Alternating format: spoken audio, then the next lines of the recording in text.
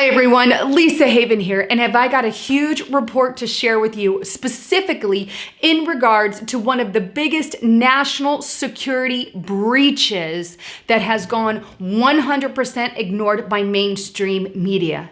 Wonder why that is? Well, if we consider that the Ninth Circuit just had a ruling to uphold the blocking of Donald Trump's travel ban, then we've got a real case here, don't we? They don't want this national security breach out in the open because that kind of makes the Ninth Circuit look bad for making their ruling to uphold that block. Well, check out this news report by thedailycaller.com titled House Intelligence Foreign Affairs Committee Members Compromised by Rogue IT Staff.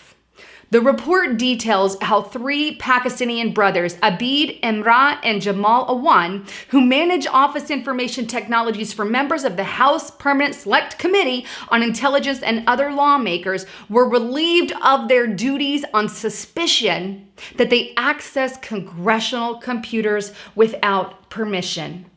But here's the kicker. They were all employed by Democrats. Interesting there.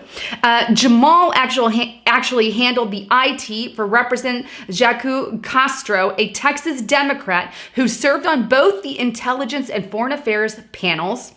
Imran worked for Representative Andre Carson, an Indian Democrat, and Jackie Spicer, a California Democrat. Both are members of the Intelligence Committee. He also worked for the House Office of Wasserman Schultz. Abid, the final one, worked for Representative Tammy Duckworth, an Illinois Democrat, for IT work in 2006. She was a member of the House Committee dealing with the Armed Services Oversights and Benghazi. Duckworth was elected to the Senate in 2016, and even Abid had a prior criminal record in addition to a bankruptcy. Still hired. He also worked for Representative Louis Frankel, a Florida Democrat who is a member of the Foreign Affairs Committee. Now, the three men actually shared a house in Virginia there that was owned by Hina R. Alvi, A-L-V-I, a female House IT employee who works for many of the same Democrats as the brothers. Now, these three brothers were paid over $160,000 a year, each and every single one of them, to basically hack information from the congressional systems without permission.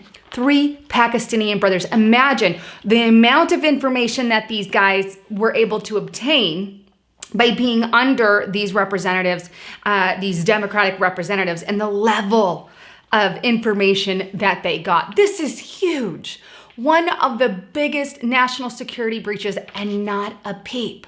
Not a peep. Funny how at this exact same time we have the ruling from the Ninth Circuit to uphold the block on Donald Trump's travel ban. Meanwhile, there's terrorists stealing information. Oh, let's not forget that one of the countries, Iran, there's actually a total of 7. Let me grab my list here.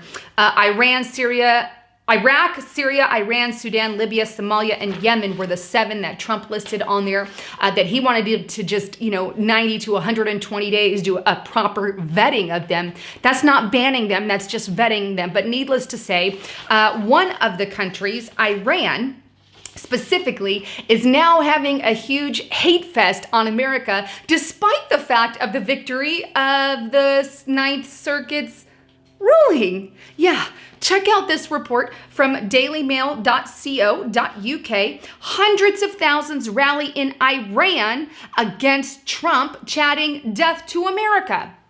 Here's another by RT.com. Death to America. Thousands rally in Iran celebrating Islamic revolution. Isn't this great? They get a victory and let's stomp on the American flag. There's actually videos of them burning the flag. This is not uncommon for the area. I mean, they've done this lots of times, chanting "Death to America, Death to America," while holding up images of Donald Trump on being hung, and all kinds of crazy, chaotic things going on there. Why are we even having the conversation with the Ninth Circuit is above and beyond me. It's just a simple vetting. You're not sitting there banning every country under the sun. And in fact, Pakistan, isn't even labeled on that. But needless to say, we just need a proper vetting process. We've had too many terrorist activities happen in America. They're happening in Europe all over the place, in Germany specifically all over the place, because they've been allowing them in unvetted. And I know that many, the globalists want that exact same thing here in America. Well, I don't. I don't want a bunch of criminals coming. Now, there's good people and bad people in everything. There's a right way and a wrong way to do things. All Donald Trump is wanting is them to be properly vetted. And I don't see a problem with, let's go through the right process to make sure you're not a terrorist, so we don't have people burning the American flag, running into our country, chanting "Death to America," and building more terrorist camps. I think 36 terrorist camps, 35, 36 is enough already. And those need to be targeted, but yet they're allowed to thrive over and over and over and over again. It's insanity. Well, I wanted to bring you guys all this latest information. Please don't forget to check out one of my new partners here, noblegoldinvestments.com. I'm going to leave a link below that you can click on that link, but great stuff. Make sure you are getting gold and silver. You never know what tomorrow brings. And in the event of another 2008, or, if we go back in the day, another Great Depression of some sort, you want something on hand that holds its value better than paper money, which we know can go inflation, deflation, and at the same time, we have gold and silver that are going to maintain their value for the most part. As far as I know, that has always been the case. But obviously, it fluctuates and goes up and down. But please check out Noble Gold Investments. I'm a huge supporter in prepping and having gold and silver on hand as well. Well, thanks again for tuning in. Please don't forget to hit that subscribe button if you like what you heard today. Well, thanks again for tuning in. This is Lisa Haven signing out.